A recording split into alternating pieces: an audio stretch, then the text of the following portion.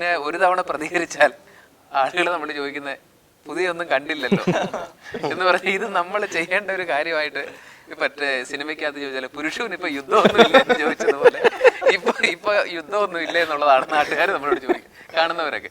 അപ്പൊ വീണ്ടും അടുത്ത ഒരു വീഡിയോ ചെയ്യാൻ നമ്മൾ നിർബന്ധിതരാകും. ഒറ്റപ്പെട്ട ശബ്ദങ്ങൾ എപ്പോഴും ശ്രദ്ധിക്കപ്പെടും. ആ ഒറ്റപ്പെട്ട ശബ്ദങ്ങളാണ് പിന്നീട് വലിയ ശബ്ദങ്ങൾക്ക് കാരണമായിട്ട് മാറുന്നത്. ഒരുമിച്ച് നിന്നിട്ട് ശബ്ദിക്കാമെന്ന് കരുതിയാൽ നമ്മൾ വിജയിക്കത്തില്ല. നമ്മൾ ഒറ്റയ്ക്ക് നിന്ന് ശബ്ദിക്കുമ്പോൾ നമ്മുടെ ശബ്ദങ്ങൾ പലയിടങ്ങളും കേൾക്കപ്പെടും. നമ്മൾ ഉയർത്തുന്ന ആശയങ്ങളും ഉയർത്തുന്ന മുദ്രാവാക്യങ്ങളും പലരും ശ്രദ്ധിക്കപ്പെടും. ആ ശ്രദ്ധിക്കപ്പെടുന്നത് പിന്നീട് പല തീരുമാനങ്ങളും വരുമ്പോൾ തിരുത്തുവാനായിട്ട് കാരണമാകും. തീർച്ചയായിട്ടും ഈ ഒരു വെല്ലുവിളി അല്ലെങ്കിൽ ഇങ്ങനെ ഒരു സേഫ് സോൺ വിട്ട് ഇറങ്ങാൻ എന്നെ പ്രേരിപ്പിച്ചത് റോയേശൻ പറഞ്ഞത് തന്നെയാണ്, എൻ്റെ സഭ. അത് പല പൊരുത്തപ്പെടലുകളും ഈ ധൈര്യമില്ലായ്മയുടെ പരസ്യ പ്രഘോഷണമാണ്.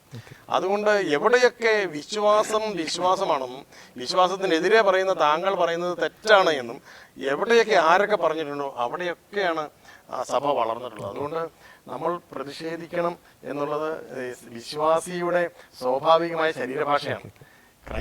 ഒരു പുരോഹിതന്റെ ഏറ്റവും പ്രധാനപ്പെട്ട ഒരു ധർമ്മമായിട്ട് ഞാൻ കണക്കാക്കുന്നത് സദ്വാർത്ത, മംഗളവാർത്ത അല്ലെങ്കിൽ സുവിശേഷം അറിയിക്കുക എന്നുള്ളതാണ്. നാം ഇപ്പോൾ ജീവിക്കുന്ന ഈ കാലഘട്ടത്തെ നമ്മൾ വാർത്താ വിസ്ഫോടനത്തിൻ്റെ കാലഘട്ടം എന്നാണ് വിശേഷിപ്പിക്കുക. അപ്പോൾ ഈ വാർത്താ വിസ്ഫോടനത്തിൻ്റെ ഈ കാലഘട്ടത്തിൽ അല്ലെങ്കിൽ വാർത്തകൾ എല്ലാ ദിവസവും പുതിയ പുതിയ വാർത്തകൾ സൃഷ്ടിക്കപ്പെട്ടുകൊണ്ടിരിക്കുന്ന ഈ കാലഘട്ടത്തിൽ ഒരു ശരാശരി മലയാളിക്ക് ഉള്ളൊരു കൺഫ്യൂഷൻ, ഏതാണ് ശരിയായ വാർത്ത, ഏതാണ് മംഗളവാർത്ത, ഏതാണ് സത്യവാർത്ത എന്നുള്ളതാണ്. അച്ഛൻ, നമ്മൾ ഈ ഒരു പ്ലാറ്റ്ഫോമിൽ നമ്മൾ ഇരിക്കാനുള്ളൊരു പ്രധാനപ്പെട്ട ഒരു കാരണം അച്ഛന്മാരുടെ ഒരു വ്യത്യസ്തതയാണ്. അതായത് നോർമൽ ഒരു വൈദികൻ ചെയ്യുന്ന കാര്യങ്ങൾ അതിൽ നിന്നും വ്യത്യസ്തമായിട്ട്, പ്രത്യേകിച്ച് സമുദായവുമായി ബന്ധപ്പെട്ട വിഷയങ്ങളിൽ സാമൂഹ്യ മാധ്യമങ്ങളിലെ ഇടപെടലുകളിൽ ഒരു വ്യത്യസ്തത നിങ്ങൾ 4 പേർക്കുണ്ട്. അപ്പം നമ്മൾ ഈ എപ്പിസോഡിലേക്ക് കിടക്കുന്നതിന് മുമ്പ് എന്തുകൊണ്ടാണ് ആ ഒരു വ്യത്യസ്തത സ്വീകരിച്ചത്? അത് ഓരോരുത്തരോട് ഒരു പേഴ്സണൽ എക്സ്പീരിയൻസ് ഒന്ന് ഷെയർ ചെയ്തിട്ട് നമുക്ക് അടുത്ത ഘട്ടത്തിലേക്ക് പോകാമെന്ന് എനിക്ക് തോന്നുന്നു. അത് നമുക്ക് തോമസിൽ നിന്ന് തന്നെ തുടങ്ങാം.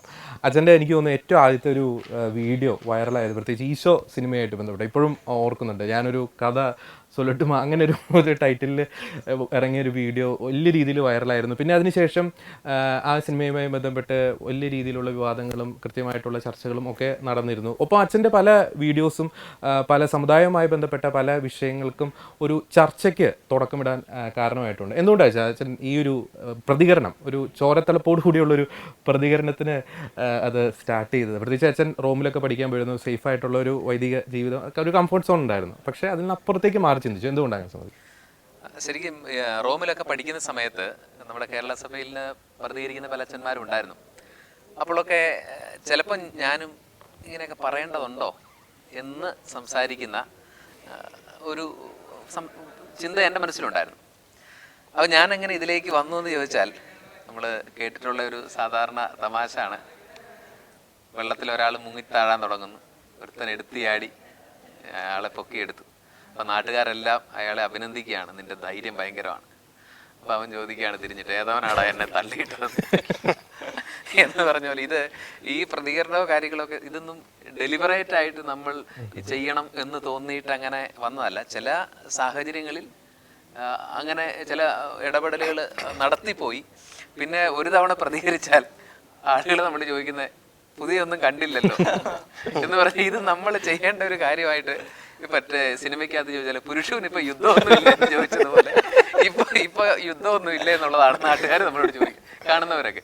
അപ്പോൾ വീണ്ടും അടുത്ത ഒരു വീഡിയോ ചെയ്യാൻ നമ്മൾ നിർബന്ധിതരാകും. ഇതൊക്കെ ഒരു സാധാരണഗതി പറഞ്ഞാലും വിശുദ്ധ ആഗസ്തീനോസിന്റെ സുന്ദരമായൊരു വാചകമുണ്ട്. അദ്ദേഹത്തിന്റെ കാലഘട്ടത്തിൽ ഈ വിശ്വാസത്തിന്റെ പ്രതിസന്ധികളൊക്കെ ഉണ്ടായിരുന്നപ്പോൾ അദ്ദേഹം പറയുന്ന ഒരു കത്തിൽ അദ്ദേഹം എഴുതുകയാണ്, ലത്തീൻ ഭാഷയിലാണ്, സിലേറെ നോൺ പോസും, നിശബ്ദരായിരിക്കാൻ നമുക്ക് കഴിയില്ല എന്ന് പറഞ്ഞാൽ നമുക്ക് ചുറ്റും വളരെ വസ്തുതാപരമായ യാഥാർത്ഥ്യങ്ങളെ ചില ആളുകൾ ബോധപൂർവം മറച്ചു വയ്ക്കുന്നു. ഇത്രയും കാലയളവിലുള്ള ഈ ക്രൈസ്തവ സമൂഹത്തിൻ്റെ എല്ലാ നന്മകളും അവർക്ക് വിഷയമല്ലാതെ വരുന്നു. വളരെ പച്ചയായ നുണകൾ പ്രചരിപ്പിച്ചുകൊണ്ട് സമൂഹത്തിൽ പൗരോഹിത്യത്തിനോ സന്യാസത്തിനോ അല്ലെങ്കിൽ സുവിശേഷത്തിൻ്റെ മൂല്യങ്ങൾക്കൊക്കെയുള്ള സ്ഥാനം അവർ നശിപ്പിച്ചു കളയും.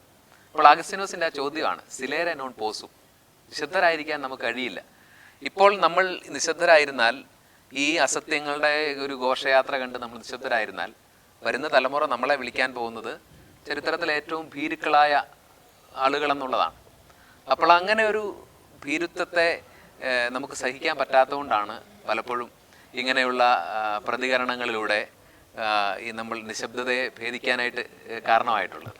അപ്പോൾ റോയിച്ചിനെ സംബന്ധിച്ചിടത്തോളം റോയിച്ചിന് എപ്പോഴും ഒരു വ്യത്യസ്തതയിലൂടെ സഞ്ചരിക്കുന്ന അച്ഛനാണ്. പ്രത്യേകിച്ച് ഒരു പേഴ്സണൽ എക്സ്പീരിയൻസ് അച്ഛനോട് ഷെയർ. അച്ഛൻ ഓർക്കുന്നുണ്ടെന്ന് അറിയില്ല, അച്ഛൻ ഞങ്ങളുടെ ഇടവകയിൽ, ഞാൻ ബേസിക്കലി നാട് മോറ്റുവയാണ്, മോറ്റ നിർമ്മല മാതാപ്പള്ളിയിലെ അച്ഛനും അച്ഛൻ്റെ സഹോദരൻ റോബി അച്ഛനോട് ഒരു ധ്യാനത്തിന് വന്നിരുന്നു. അപ്പം സ്വാഭാവികമായിട്ടൊരു ധ്യാനത്തിൽ നിന്ന് വ്യത്യസ്തമായിട്ട് കുറേ വില്ലടിച്ചാൻ പാട്ട്, ഓട്ടം തുള്ളൽ, അതിനകത്ത് വില്ലടിച്ചാൻ പാട്ട് ഞാനുണ്ടായിരുന്നു കുറേ വർഷം മുമ്പ്. എനിക്ക് ഞാൻ അതിനകത്ത് വില്ലടിച്ചാൻ പാട്ടിലായിരുന്നു ഞാനിരുന്നത്. അന്ന് എന്തൊരു സാമൂഹ്യ വിഷയമായിരുന്നു, പക്ഷെ അത് ഇപ്പോഴും മനസ്സിലുണ്ട്. കാരണം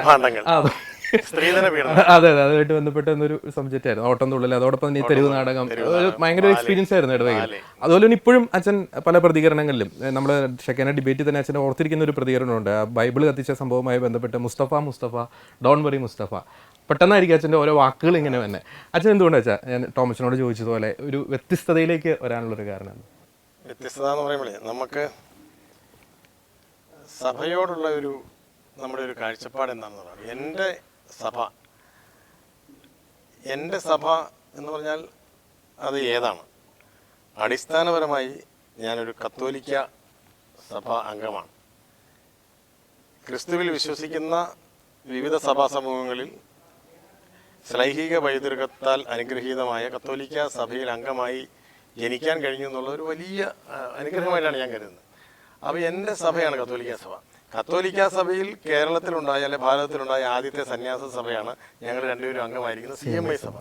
അപ്പോൾ എന്നെ വളർത്തിയത് CMI സഭയാണ്. ഞാൻ എന്തെങ്കിലും ആണോ, എൻ്റെ 25ാം ജൂബിലിയുടെ കുർബാന ഞങ്ങളുടെ ബ്രോൺഷിലോസിൽ ചെല്ലിയപ്പം നന്ദി പറഞ്ഞ് ഞങ്ങളുടെ ബാച്ചിനെ പ്രതിനിധീകരിച്ച് പറഞ്ഞ ഞാനായിരുന്നു. അന്നൊരു വാക്ക് അവസാന കുർബാനയുടെ ഇപ്പോൾ പറഞ്ഞ പോലെ പറഞ്ഞു വന്ന സമയത്ത് ഒരു വാക്ക് എൻ്റെ വായിലേക്ക് വന്നു. അതെന്താണെന്ന് വെച്ച് കഴിഞ്ഞാൽ, സഭയാണ് എൻ്റെ ചോറ്, സഭയോടാണ് എൻ്റെ കൂറ്. അതേ ഉള്ളൂ എനിക്ക് പറയാനുള്ള, ഒറ്റ വാക്കിൽ പറയാനുള്ള അതാണ്. കാരണം എൻ്റെ സഭ ആക്രമിക്കപ്പെടുമ്പോൾ അല്ലെ മുറിവേൽപ്പിക്കപ്പെടുമ്പോൾ അത് അകാരണമായിട്ടാണെങ്കിൽ അത് അകാരണമായിട്ടാണ് സഹോദര എന്ന് അത് ചെയ്യുന്നവൻ്റെ മുഖത്ത് നോക്കി പറയണം. കാരണം അടിസ്ഥാനപരമായി നമ്മുടെ ക്രൈസ്തവ വിശ്വാസം നിലനിൽക്കുന്നത് തന്നെ ക്രിസ്തുവിൻ്റെ സ്നേഹം പങ്കുവയ്ക്കാൻ വേണ്ടിയാണ്, ക്രിസ്തുവിൻ്റെ ക്ഷമ പങ്കുവയ്ക്കാൻ വേണ്ടിയാണ്. അപ്പോൾ ആ ക്രിസ്തുവിനെ പങ്കുവയ്ക്കാനായിട്ട് നമ്മൾക്ക് കോംപ്രമൈസ് ഇല്ല എന്നാണ് വിശുദ്ധർ പഠിപ്പിച്ചത്. അതുകൊണ്ട് തന്നെ ഈ വിശ്വാസം തുടങ്ങിയ സമയം തൊട്ട് അടിയാണല്ലോ, വിശ്വാസം തുടങ്ങിയ സമയം തൊട്ട് വിശ്വസിക്കുന്നവനായിട്ട് ഓടിച്ചിട്ട് അടിക്കുക. അപ്പോൾ നോക്കിയാൽ നമുക്കറിയാം, എൻ്റെ ഒരു ക്യാപ്ഷൻ, ഞാനൊരു പ്രസംഗത്തിൽ പറഞ്ഞ എൻ്റെ ഒരു ക്യാപ്ഷൻ പ്രതിഷേധം പ്രേക്ഷിത പ്രവർത്തനമാണ് എന്നാണ്. പ്രതിഷേധം പ്രേക്ഷിത പ്രവർത്തനമാണ്. പ്രതിരോധിക്കുക എന്ന് പറഞ്ഞു കഴിഞ്ഞാൽ വിശ്വാസ പ്രഘോഷണമാണ്. പ്രതികരിക്കുക എന്ന് പറഞ്ഞാൽ പ്രാർത്ഥനയാണ്. എൻ്റെ ഒരു ക്യാപ്ഷൻ എന്ന് പറഞ്ഞാൽ പ്രതിഷേധം പ്രേക്ഷിത പ്രവർത്തനമാണ്, പ്രതിരോധം വിശ്വാസ പ്രഘോഷണമാണ്, പ്രതികരണം പ്രാർത്ഥനയാണ്. കാരണം നമ്മളിപ്പോൾ സെബസ്ത്യാനോസ് ഉണ്ണിയാനെ തോളെ വെച്ച് നടക്കുവാണ്, ഗീവർഗീസ് ഉണ്ണിയാനെ തോളെ വെച്ച് നടക്കുകയാണ്, എസ്തപ്പാനസ്, സെയിൻറ്റ് സ്റ്റീഫൻ നമ്മൾ ഭയങ്കരമായിട്ട് ആഘോഷിക്കുകയാണ്. ഇവരെല്ലാം എന്താ ചെയ്തത്? ഈശോ ദൈവമല്ല എന്ന് പറയാനുള്ള പ്രലോഭനങ്ങളോട് പ്രതിഷേധിക്കുക അല്ലേ, പ്രതിരോധിക്കുക. അപ്പൊ പ്രതിരോധിച്ചില്ലായിരുന്നെങ്കിലോ അവരെല്ലാം ഈശോ ദൈവമല്ല, പിന്നെ നീറോ ചക്രവർത്തിയുടെ അല്ലെങ്കിൽ അന്നത്തെ ന്യായാധിപന്മാരുടെ കൽപ്പന അനുസരിച്ച് ഓക്കെ നിങ്ങൾ പറയുന്നതാണ് എൻ്റെ ജീവൻ നിലനിർത്താൻ എനിക്ക് ആവശ്യം, നിങ്ങൾ പറയുന്നത് ഞാൻ അംഗീകരിക്കാന്നുള്ളതാണല്ലോ. അപ്പം ഞാൻ എൻ്റെ ദൈവത്തെ തള്ളി പറയണം, എൻ്റെ സഭയെ ഞാൻ തള്ളി പറയണം. അങ്ങനെ തയ്യാറായിട്ടുള്ളവരുടെ കാലത്ത് വിശ്വാസം വളർന്നിട്ടില്ല. കോംപ്രമൈസ് അല്ല, നമ്മൾ പെട്ടെന്ന് അങ്ങ് പൊരുത്തപ്പെടുക. ഇപ്പം പ്രതിഷേധിക്കാൻ ധൈര്യമില്ലാതെ വരുന്ന സമയത്ത് നമ്മൾ പെട്ടെന്ന് എടുക്കുന്ന ഒരു തന്ത്രം എന്നാണെന്നറിയോ, നമ്മള് ഈ ഈശോയുടെ ക്ഷമയാണല്ലോ, ഈശോ എല്ലാം ക്ഷമിക്കാനാണല്ലോ പറഞ്ഞിരിക്കുക. അപ്പൊ നമുക്ക് പെട്ടെന്ന് ക്ഷമിക്കാം, നമുക്ക് മിണ്ടാതിരിക്കാം, നമുക്ക് മൗനമായി ഇങ്ങനെ വാ മൂടിക്കെട്ടി നമുക്ക് മൗനജാതം നടത്താം. ഇങ്ങനെ നമ്മൾ പറഞ്ഞങ്ങ് പൊരുത്തപ്പെടുകയാണ്. അത് പല പൊരുത്തപ്പെടലുകളും ഈ ധൈര്യമില്ലായ്മയുടെ പരസ്യ പ്രഘോഷണമാണ്. അതുകൊണ്ട് എവിടെയൊക്കെ വിശ്വാസമാണെന്നും വിശ്വാസത്തിനെതിരെ പറയുന്ന താങ്കൾ പറയുന്നത് തെറ്റാണ് എന്നും എവിടെയൊക്കെ ആരൊക്കെ പറഞ്ഞിട്ടുണ്ടോ അവിടെയൊക്കെയാണ് സഭ വളർന്നിട്ടുള്ളത്. അതുകൊണ്ട് നമ്മൾ പ്രതിഷേധിക്കണം എന്നുള്ളത് വിശ്വാസിയുടെ സ്വാഭാവികമായ ശരീരഭാഷയാണ്. ക്രൈസ്തവനാണോ അവൻ ക്രിസ്തുവിന് വേണ്ടി പ്രതിരോധിക്കണം, ക്രിസ്തുവിന് വേണ്ടി പ്രതിഷേധിക്കണം, വിശ്വാസത്തിനെതിരെ വരുന്ന എന്തിനോടും പ്രതികരിക്കണം. എന്നാൽ മാത്രമേ വിശ്വാസം എന്നിൽ ഉറക്കുകയുള്ളൂ. ഞാനീ ചെയ്യുന്ന മുഴുവൻ എൻ്റെ സഭയാണ് എന്ന് എന്നോടുള്ള സംസാരമാണ്. എൻ്റെ ഓരോ പ്രസംഗവും പുറത്തോട്ടാണെങ്കിലും അത് എന്നോടാണ് ഏറ്റവും കൂടുതൽ സംസാരം. ഞാൻ എല്ലാ പ്രസംഗവും കേട്ടിട്ടുള്ളവർക്കറിയാം, ഞാൻ വിമർശിക്കുന്നത് എന്നെ തന്നെയാണ്. ഒരിക്കലും ഞാൻ ആരെയും വിമർശിക്കാറില്ല, എന്നെയാണ് ഞാൻ വിമർശിക്കുന്നത്. അതുകൊണ്ട് ഇത് പിന്നെ എൻ്റെ തന്നെ വിശ്വാസത്തോടുള്ള എൻ്റെ ഒരു പിന്നെ പരസ്യ പ്രഖ്യാപനം തന്നെ. വളരെ വ്യക്തമാണ്. സ്കോട്ട് അച്ഛൻ, പ്രത്യേകിച്ച് അച്ഛനെ ഷക്കീന ബിഗ് ഡിബേറ്റുമായിട്ട് ബന്ധപ്പെട്ട് വിളിക്കാനിടയ ഒരു സാഹചര്യം പലപ്പോഴും ഈ സോഷ്യൽ മീഡിയയിൽ ഇങ്ങനെ അച്ഛൻ്റെ പോസ്റ്റൊക്കെ ഇങ്ങനെ കാണാറുണ്ട്. ഒപ്പം തന്നെ അച്ഛൻ ചില പ്രസംഗങ്ങൾ, അത് ഈ എന്താണ് പറയുന്നത്, നമ്മൾ ഈ തെരുവിലുള്ള ചില പ്രസംഗങ്ങളുണ്ട്, തീപ്പൊരി പ്രസംഗം എന്ന് പറയും. പക്ഷേ കർഷകരുടെ ഒക്കെ ഒരു പ്രശ്നം വരുമ്പോൾ അച്ഛന് ഭയങ്കര ചോരത്തിളപ്പാണ്. പക്ഷേ എനിക്ക് തോന്നുന്നു നമ്മൾ ഈ കൂട്ടത്തിൽ വൈദികരിൽ ഏറ്റവും ജൂനിയർ അച്ഛനാണ്. പട്ടം കിട്ടിയിട്ടല്ലേ ഒരു 1.5 വർഷം ആവുന്നുള്ളൂ. 1.5 വർഷം. അപ്പൊ പിന്നെ റോയിച്ചിന്റെ ഒക്കെ പ്രായത്തേക്ക് എന്തായിരിക്കും അല്ലേ? അതെ, നമ്മൾ 25 വർഷമായി മോനെ. അപ്പൊ ശരിക്കും ഈ യുവ വൈദികൻ എന്ന നിലയിൽ ഇപ്പം വൈദിക ജീവിതത്തെക്കുറിച്ച് ഒത്തിരി സ്വപ്നങ്ങൾ ഒക്കെ ഉണ്ടാവും. പക്ഷെ അച്ഛൻ ഒരിക്കലും ഒരു സേഫ് സോൺ അല്ല തിരഞ്ഞെടുത്തിരിക്കുന്നത്. കാരണം ഇങ്ങനെ ഒരു തീപ്പൊരി പ്രസംഗം, ഒരു മാക്ക് പിഴ മതി നോക്കിയിരിക്കാം, വിമർശിക്കാനും നമ്മെ അടിച്ച് താഴ്ത്താനും ഒക്കെ. എന്തുകൊണ്ട് അച്ഛൻ ഈ ഒരു റിസ്ക് എടുത്തത്? തീർച്ചയായിട്ടും ഇതൊരു വെല്ലുവിളി തന്നെയാണ്. മുഖത്ത് നോക്കി കാര്യങ്ങൾ പറയാന്നുള്ളത് ഏറ്റവും വലിയ വെല്ലുവിളിയാണ്. അതെൻ്റെ സഭയ്ക്ക് നേരെയാണെങ്കിൽ ശക്തമായിട്ട് എതിർക്കണം. എന്നെ ഏൽപ്പിച്ചിട്ടുള്ള ജനതയാണെങ്കിൽ അവരുടെ ആധ്യാത്മികവും ഭൗതികവുമായിട്ടുള്ള കാര്യങ്ങൾ നോക്കാനുള്ള കടമ എനിക്കുണ്ട്. തീർച്ചയായിട്ടും അത് ആ നാടിൻ്റെ ഉത്തരവാദിത്വം. ആ നാടിനെ മുഴുവനായിട്ടുമാണ് ഞങ്ങളെ ഇപ്പോൾ രൂപത പട്ടക്കാർക്ക് കൽപ്പന തരുമ്പോൾ അറിയാം, ആ ദേശത്തിൻ്റെ പട്ടക്കാരനായിട്ടാണ് വിടുന്നത്. അപ്പോൾ തീർച്ചയായിട്ടും ആ നാനാജാതി മതസ്ഥരുടെ വിഷയങ്ങൾ എൻ്റെ വിഷയമാണ്. അപ്പോൾ അതിനു മുമ്പ് നിശബ്ദമായിട്ടിരിക്കുക എന്നുള്ളത് ഒരു സേഫ് സോണിൽ ഇരിക്കുന്ന പൗരോഹിത്യമാണെങ്കിൽ പിന്നെ ജീവിക്കുന്നതിന് അർത്ഥമില്ല. പൗരോഹിത്യം തിരഞ്ഞെടുത്തത് വഴി തന്നെ നമ്മളൊരു വെല്ലുവിളിയിലേക്ക് എടുത്ത് ചാടിക്കഴിഞ്ഞു. ആർക്കും വിമർശിക്കപ്പെടാം, ആരാലും മുറിയപ്പെടാം, ആരാലും കുറ്റപ്പെടുത്താം. അതിന് തയ്യാറായിക്കൊണ്ട് ഇറങ്ങി ഉള്ള ഒരു വ്യക്തി എന്തിനിതിന് മിണ്ടാതിരിക്കണം. സഭയ്ക്ക് നേരെയായാലും സമൂഹത്തിന് നേരെയായാലും വെല്ലുവിളികൾ ഉണ്ടായാൽ പ്രതിഷേധിക്കുക തന്നെ ചെയ്യണം. എൻ്റെ വിശ്വാസത്തിന് നേരെ ആര് വന്നാലും അത് തെറ്റാണെന്ന് പറയണം. പക്ഷേ ഞാൻ മിണ്ടിയത് കൊണ്ട് ലോകം നന്നാവുമോ എന്നൊരു ചിന്ത പലരും നമ്മളോട് ചോദിക്കാറുണ്ട്. ഞാൻ മിണ്ടിയാൽ ലോകം നന്നായില്ലെങ്കിലും എൻ്റെ വ്യത്യസ്തമായ ശബ്ദം അവിടെ മുഴങ്ങണം. അത് നമ്മുടെ കൂട്ടത്തിലുള്ള ആളുകൾ സമാധാനകാംക്ഷികളായിട്ട് ഇതൊന്നും വേണ്ട, റോയേശൻ പറഞ്ഞതുപോലെ നമുക്ക് ക്ഷമിച്ച് മുൻപോട്ട് പോകാമെന്ന് ചിന്തിക്കുന്നവരുണ്ടാവും. തീർച്ചയായിട്ടും അവർ ചിന്തിക്കട്ടെ, അവരുടെ നല്ല മാർഗം തന്നെയാണ്. പക്ഷേ ഒറ്റപ്പെട്ട ശബ്ദങ്ങൾ എപ്പോഴും ശ്രദ്ധിക്കപ്പെടും. ആ ഒറ്റപ്പെട്ട ശബ്ദങ്ങളാണ് പിന്നീട് വലിയ ശബ്ദങ്ങൾക്ക് കാരണമായിട്ട് മാറുന്നത്. ഒരുമിച്ച് നിന്നിട്ട് ശബ്ദിക്കാമെന്ന് കരുതിയാൽ നമ്മൾ വിജയിക്കത്തില്ല. നമ്മൾ ഒറ്റയ്ക്ക് നിന്ന് ശബ്ദിക്കുമ്പോൾ നമ്മുടെ ശബ്ദങ്ങൾ പലയിടങ്ങളും കേൾക്കപ്പെടും. നമ്മൾ ഉയർത്തുന്ന ആശയങ്ങളും ഉയർത്തുന്ന മുദ്രാവാക്യങ്ങളും പലരും ശ്രദ്ധിക്കപ്പെടും. ആ ശ്രദ്ധിക്കപ്പെടുന്നത് പിന്നീട് പല തീരുമാനങ്ങളും വരുമ്പോൾ തിരുത്തുവാനായിട്ട് കാരണമാകും. തീർച്ചയായിട്ടും ഈ ഒരു വെല്ലുവിളി അല്ലെങ്കിൽ ഇങ്ങനെ ഒരു സേഫ് സോൺ വിട്ട് ഇറങ്ങാൻ എന്നെ പ്രേരിപ്പിച്ചത് റോയേശൻ പറഞ്ഞത് തന്നെയാണ്, എൻ്റെ സഭ. കാരണം എന്നെ സംബന്ധിച്ചിടത്തോളം ഞാൻ പൗരോഹിത്യം തിരഞ്ഞെടുക്കുന്നത് ഡിഗ്രി പഠനം കഴിഞ്ഞ് 1 വർഷം മറ്റു പഠനങ്ങളുടെ ശേഷമാണ് ഞാൻ പൗരോഹിത്യം തിരഞ്ഞെടുക്കുന്നത്. അപ്പോൾ എവിടെയോ സഭയിൽ നിന്ന് എനിക്ക് ലഭിച്ചിട്ടുള്ള ഒത്തിരിയേറെ നന്മകളുണ്ട്. അത് ഒരുപക്ഷെ 100% എനിക്ക് എൻ്റെ ജനത്തിന് കൊടുക്കാൻ കഴിഞ്ഞില്ലെങ്കിലും എൻ്റെ സഭയ്ക്ക് വേണ്ടി നിലനിൽക്കുക എന്നുള്ള ഒരു ആത്മചിന്ത, ഒരു ആത്മബോധം എനിക്കുള്ളത് കൊണ്ടാണ് ഈ ഒരു വെല്ലുവിളി തിരഞ്ഞെടുത്തിട്ടുള്ളത്. മുൻപോട്ട് പോകുമ്പോൾ ഇതിലേറെ അസ്വസ്ഥതകൾ ഉണ്ടാകുമെന്ന് എനിക്കറിയാം, ഇനിയും വെല്ലുവിളികൾ ഉണ്ടാകുമെന്നറിയാം. ഒരുപക്ഷെ നമ്മളെ ഏത് രീതിയിലും ഇല്ലാതാക്കുന്ന രീതിയിലേക്കും കാര്യങ്ങൾ മാറ്റപ്പെട്ടെന്ന് വരാം. പക്ഷേ ഈ ഒരു നിലപാടിനോട് തന്നെയായിരിക്കും മുൻപോട്ട് പോകുന്നത്. ജോൺസൺ അച്ഛനെ സംബന്ധിച്ചിടത്തോളം ഈ പറഞ്ഞ അച്ഛനെ ആദ്യമായിട്ട് എനിക്കൊന്ന് ഞാൻ പേഴ്സണലി കോൺടാക്ട് ചെയ്യാനിടയ ഒരു സാഹചര്യം ഇപ്പോഴും ഓർക്കുന്ന കിറ്റക്സുമായിട്ട് ബന്ധപ്പെട്ട് അച്ഛൻ ചെയ്ത ഒരു വീഡിയോ. അപ്പം ഇങ്ങനെ യൂട്യൂബിൽ കിടക്കുന്നു, നമ്മളത് എടുത്ത് ഇട്ടു. അപ്പോൾ അച്ഛൻ തന്നെ വിളിച്ചു, അച്ഛൻ തന്നെ വിളിച്ചിട്ട് പറഞ്ഞു, ഇപ്പോഴും ഓർക്കുന്നുണ്ട്, ഡയറക്റ്റ് നല്ലൊരു ക്വാളിറ്റി അച്ഛൻ്റെ ഒരു ഒറിജിനൽ ഫയൽ തന്നെ തരാം എന്നൊക്കെ പറഞ്ഞു. അപ്പോൾ അച്ഛൻ പലപ്പോഴും ഈ സാമുദായികമായ വിഷയങ്ങൾ മാത്രമല്ല സാമൂഹികമായിട്ടുള്ള വിഷയങ്ങൾ, പോസിറ്റീവ് സ്ട്രോക്ക്, ഇപ്പോൾ പ്രേക്ഷകർക്ക് പലർക്കും അറിയുമെന്ന് അറിയത്തില്ല, ഈ പോസിറ്റീവ് സ്ട്രോക്കിൻ്റെ ഓഡിയോ എഡിറ്റിങ്, വീഡിയോ ഷൂട്ടിങ് എല്ലാം അച്ഛൻ തന്നെയാണ് ചെയ്യുന്നത്. അപ്പം വളരെ ഭാരിച്ച ഉത്തരവാദിത്തങ്ങൾക്കിടയിൽ തന്നെയാണ് അച്ഛൻ പോയി ഷൂട്ട് ചെയ്യുന്നു. പക്ഷേ അതൊക്കെ വളരെ വൈറലായിട്ടുണ്ട്. പ്രത്യേകിച്ച് മുല്ലപ്പെരിയാറായിട്ട് ബന്ധപ്പെട്ട് ഇസ്രായേൽ ഹമാസ് ഭീകരമായിട്ട് യുദ്ധമൊക്കെ ആയിട്ട് ബന്ധപ്പെട്ട് ഈ ഒരു ഇത്തരത്തിൽ മറ്റ് ഇപ്പം റോയിച്ചനും ടോമച്ചനും സ്കോട്ടച്ചനൊക്കെ പ്രസംഗങ്ങളിലൂടെ, പക്ഷേ അച്ഛൻ ഈ ഇത്തരത്തിലുള്ള വീഡിയോ പരമ്പര അത് സ്വീകരിക്കാനുള്ളൊരു കാരണം എന്തായിരുന്നു? ഈ ഒരു പുരോഹിതന്റെ ഏറ്റവും പ്രധാനപ്പെട്ട ഒരു ധർമ്മമായിട്ട് ഞാൻ കണക്കാക്കുന്നത് സദ്വാർത്ത, മംഗളവാർത്ത അല്ലെങ്കിൽ സുവിശേഷം അറിയിക്കുക എന്നുള്ളതാണ്. നാം ഇപ്പോൾ ജീവിക്കുന്ന ഈ കാലഘട്ടത്തെ നമ്മൾ വാർത്താ വിസ്ഫോടനത്തിന്റെ കാലഘട്ടം എന്നാണ് വിശേഷിപ്പിക്കുക. അപ്പോൾ ഈ വാർത്താ വിസ്ഫോടനത്തിന്റെ ഈ കാലഘട്ടത്തിൽ അല്ലെങ്കിൽ വാർത്തകൾ എല്ലാ ദിവസവും പുതിയ പുതിയ വാർത്തകൾ സൃഷ്ടിക്കപ്പെട്ടുകൊണ്ടിരിക്കുന്ന ഈ കാലഘട്ടത്തിൽ ഒരു ശരാശരി മലയാളിക്ക് ഉള്ളൊരു കൺഫ്യൂഷൻ, ഏതാണ് ശരിയായ വാർത്ത, ഏതാണ് മംഗളവാർത്ത, ഏതാണ് സത്യവാർത്ത എന്നുള്ളതാണ്. അങ്ങനെ വാർത്തകളുടെ ഇടയിൽ നമ്മൾ ഇങ്ങനെ നട്ടം തിരിയുന്ന ഒരു അവസ്ഥയാണ് ഇന്ന് മലയാളിക്കുള്ളത്. നമുക്കറിയാമല്ലോ, ഓരോ പത്രത്തിനും ഒരു ടാർഗറ്റ് ഓഡിയൻസ് ഉണ്ട്. ആ പത്രം വായിക്കുന്ന ആൾ വിചാരിക്കുന്നത് ഈ പത്രത്തിൽ വരുന്നത് മാത്രമാണ് സത്യം, ഞാൻ വായിക്കുന്ന പത്രമാണ് ഈ ലോകം മുഴുവൻ വായിക്കുന്നത് എന്ന് വിചാരിച്ചുകൊണ്ട് അദ്ദേഹം സ്വയം ഒരു സായുജ്യം അടഞ്ഞുകൊണ്ടിരിക്കുകയാണ്. പക്ഷേ നിർഭാഗ്യവശാലും ഒരു മലയാളിക്ക് മിനിമം ഒരു 5 പത്രവും 5 ചാനലും വായിച്ചെങ്കിൽ മാത്രമേ വാർത്തകൾ അറിയാനായിട്ട് സാധിക്കുള്ളൂ. അപ്പോൾ ശരിയായ വാർത്ത ഏതാണ് എന്നുള്ള ഒരു അന്വേഷണത്തിലാണ് ഒരു ശരാശരി മലയാളി ഇപ്പോൾ. ആ സമയത്താണ്, അത്തരത്തിലുള്ള ഒരു കാലഘട്ടത്തിലാണ് ഒരു പൗരോഹിത്യത്തിന്റെ ഒരു പ്രസക്തി. കാരണം ഒരു എൻ്റെയൊക്കെ ചെറുപ്പകാലഘട്ടത്തിൽ അച്ചടിച്ചു വരുന്നത് എന്തും സത്യമാണ് എന്നൊക്കെ വിശ്വസിച്ചിരുന്ന ഒരു കാലഘട്ടം ഉണ്ടായിരുന്നു.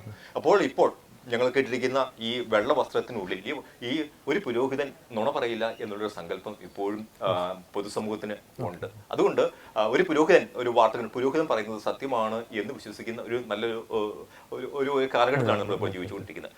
അപ്പോൾ ഞാനിപ്പോൾ ആ ചോദ്യത്തിന് എന്തുകൊണ്ടാണ് ഇങ്ങനെ ചോദ്യം എന്തായിരുന്നു? വീഡിയോ പരമ്പര.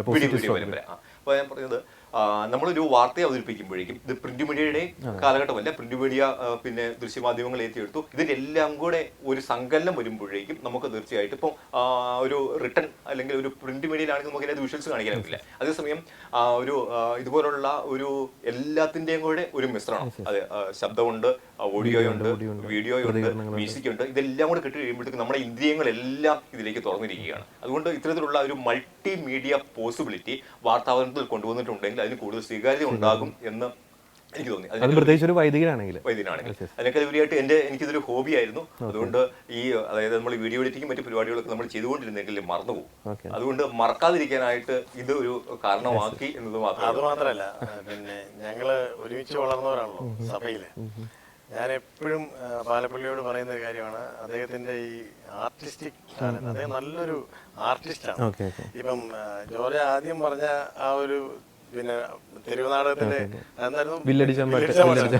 ഞങ്ങള് 2000 കാലഘട്ടത്തിൽ കാർമൽ പ്രൊവിൻസ് മൂവാറ്റുപുഴ പിന്നെ വചനവേദി എന്ന ഞങ്ങളുടെ ഇടവക നവീകരണ പരിപാടിയുടെ ഭാഗമായിട്ട് ഈ പറഞ്ഞ 4 നാടൻ കലാരൂപങ്ങൾ ഞാൻ മലയാളം പഠിച്ചപ്പോൾ എനിക്ക് ഫോക്ലോറിനോടുള്ള ഇഷ്ടം കൊണ്ട് ഉണ്ടാക്കിയതാണ്.